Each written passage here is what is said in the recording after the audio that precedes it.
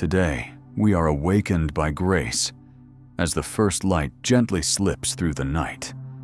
It is not the sun that rouses the world, but the everlasting love of God that lifts us. Each morning is not to be taken for granted. It is a quiet affirmation that He is still sustaining us, still calling us by name among the multitudes, writing a new chapter in the story of our lives. We are grateful, not because today is easy, but because today still holds opportunity. The opportunity to live, to love, to make things right, and to walk more closely in His will. In the first breath, there was already a miracle. In the first light, there was already a promise that His grace is new every morning, and He never changes. If you believe, then believe this: God can do something extraordinary today. Let this moment be more than just a beginning. Let it be a spiritual calling, an invitation to step into the presence of the living one. I will pray with you, a prayer that opens grace, unlocks hope, and awakens the faith that may be lying dormant within.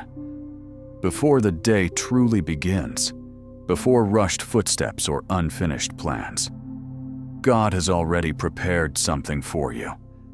Fresh mercy, not based on yesterday's performance, not because you earned it, but simply because He is faithful.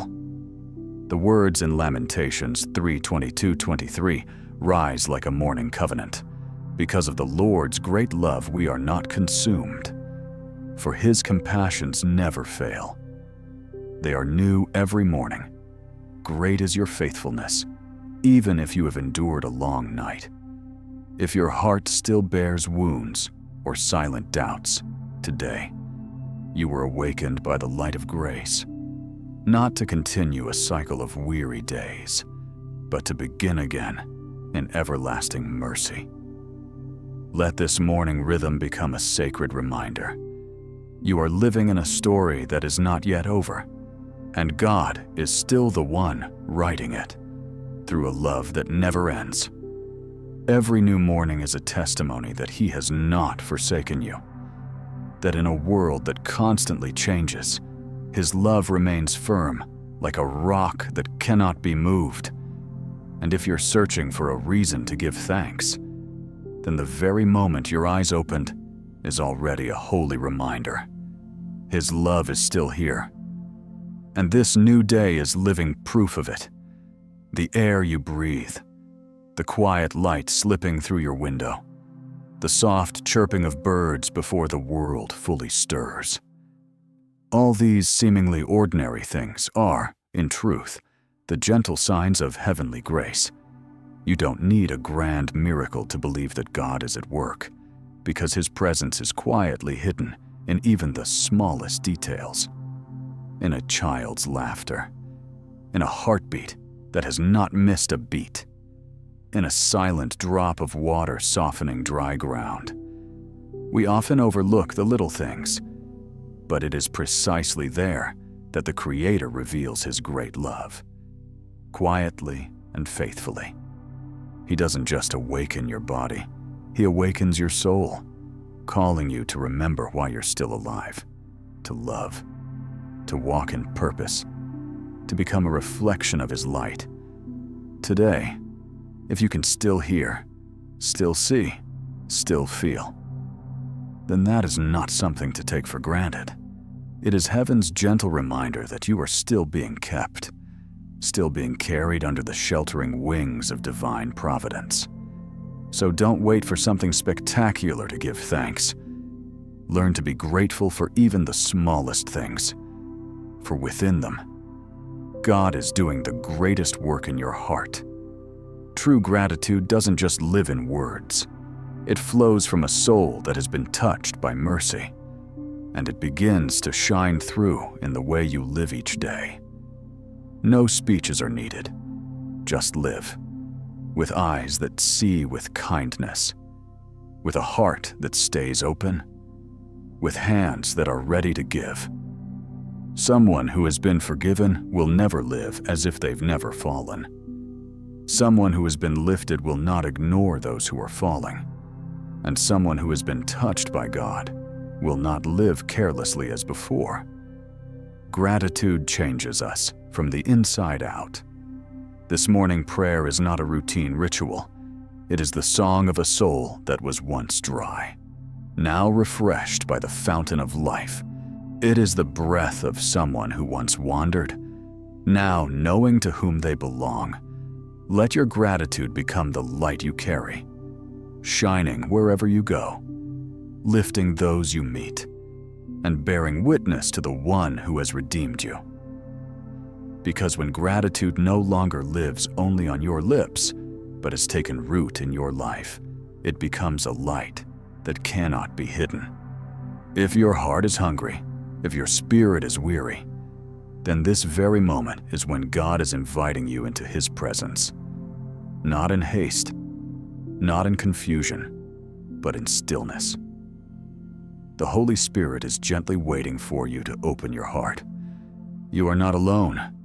This prayer is not a monologue.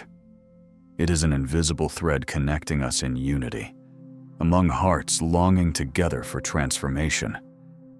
You don't need to be perfect to pray. You only need to be sincere. Because prayer is not just about speaking. It is about daring to lay your whole heart before God. It is letting go of the old to receive what is new. It is letting Him touch the hidden corners you once kept sealed. It is the place where grace not only forgives, but heals and restores. If you're ready, step into this moment with faith. You don't need to understand everything. Just believe that the one waiting for you is a loving Father. And today's prayer, if you hold on to it, can become the flame that nourishes your faith each morning, like a spring that never runs dry.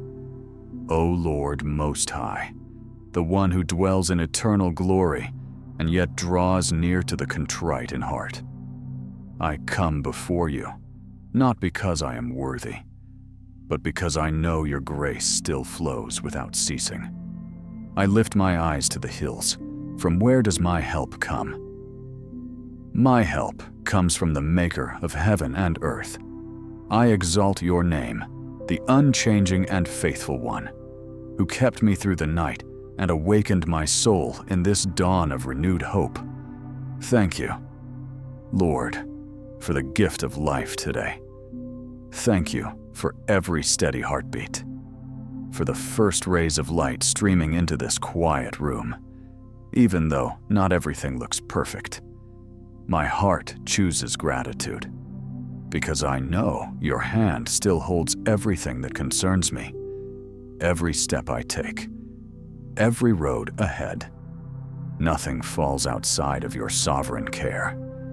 Forgive me, Lord, for the moments when I faltered, for the thoughts that went astray, for the words and actions that were not pleasing to you. There are things I still hide, things I haven't yet been able to change. But today, I surrender them all. Holy Spirit, cleanse me, renew me, place within me a new heart, tender, obedient, and filled with love for you above all else.